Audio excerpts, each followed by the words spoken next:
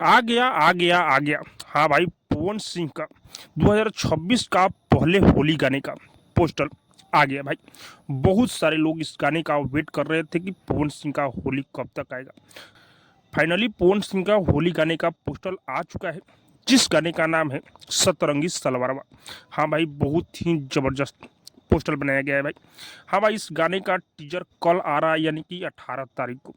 और ये गाना 19 तारीख को टी सीरीज पर आप लोग को सुनने को मिलेगा। हाँ भाई, मैं आप लोग को बता दूं कि इस गाने को अपने पवन सिंह और शिवानी सिंह मिलकर गाए हुए हैं। और इस गाने में पवन सिंह के साथ में नजर आने वाली है महिमा सिंह। हाँ भाई, बहुत ही बेहतरीन ये गाना होने वाला है। और हाँ, इस गाने को विवेक अनमोल लिखे हुए हैं और इस गाने में म्यूजिक प्रियांशु सिंह का है। तो आप लोग समझ सकते हैं कि पवन सिंह का पहला होली गाना है तो ब्लास्टिंग होगा।